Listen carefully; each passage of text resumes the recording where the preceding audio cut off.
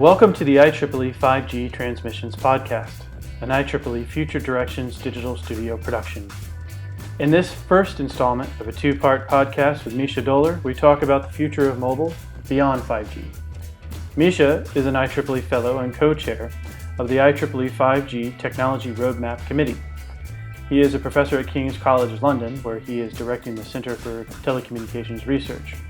Mischa's vision is based on his experience helping design cellular systems over the past 18 years as part of university, industry, and startup jobs. The mobile industry has enjoyed tremendous growth over the past decades. It has evolved from a niche technology embodied by an analog first-generation 1G voice system to a now fully fledged internet on the move, which is embodied by an end-to-end digital 4G system. Now, with so many generations of mobile deployed globally, technology is starting to become commodity and is naturally experiencing market pressure underpinned by shrinking margins and high deployment costs.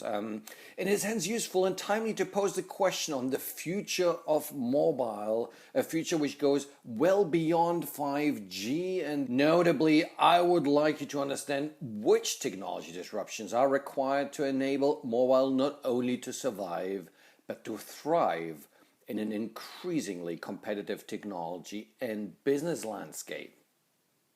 Now, let's start with some trends. Decades of mobile development, deployment, and usage allows us to draw fundamental trends today.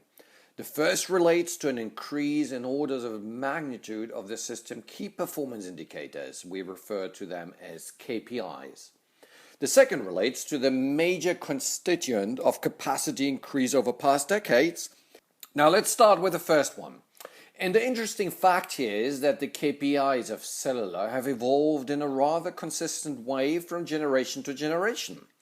The most important ones are data rate, number of connected devices, and delay latency. Each of these have increased or decreased by 1 or 2 orders of magnitude from generation to generation.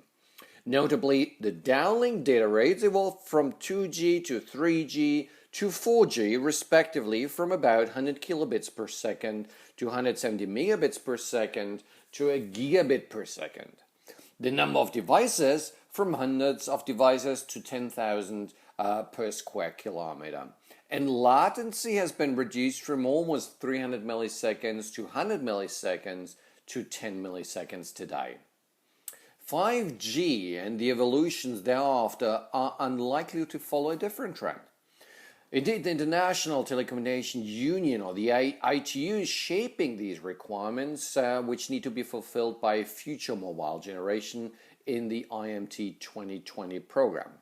Whilst the recommendation is still being discussed, we can extrapolate some KPIs from the different use cases and applications. In particular, for the 5G downlink, data rate will be about 10 gigabit per second, right? It's an order of magnitude above 4G.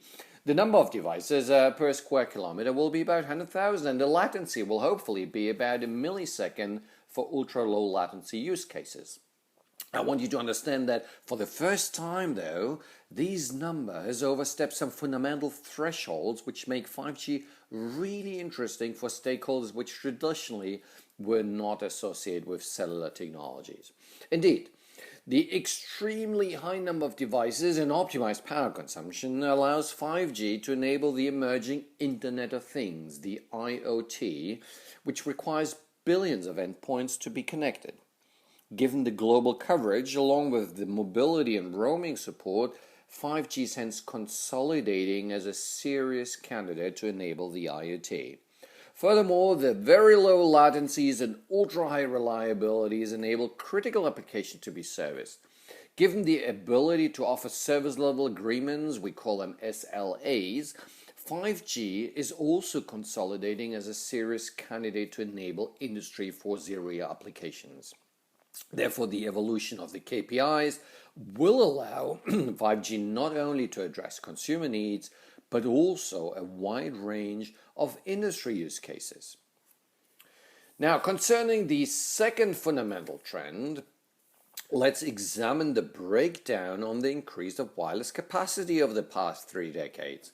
we shall make use of Martin Cooper's law, which says that wireless capacity doubled every 30 months of the past 100 years, with an overall millionfold increase in capacity since 1957. Now, with a breakdown of these gains, however, being 5 times due to the physical layer enhancement, 25 times due to spectrum, and a whooping 1,600 due to the massive deployment of reduced cell sizes. Overall, it indicates that smaller cells are by far the biggest contributor, followed by the availability of spectrum, and then all the other factors which remain negligibly small. In particular, the physical layer has only contributed roughly 0.3% to the increase in capacity when compared to that of smaller cell sizes, whereas spectrum a little bit more, which is about 1.5%. It is due to these smaller cell sizes that cellulars become much more heterogeneous, and this trend is to continue, if not accelerate, with 5G and beyond. Thank you for listening to this edition of the IEEE 5G Transmissions Podcast.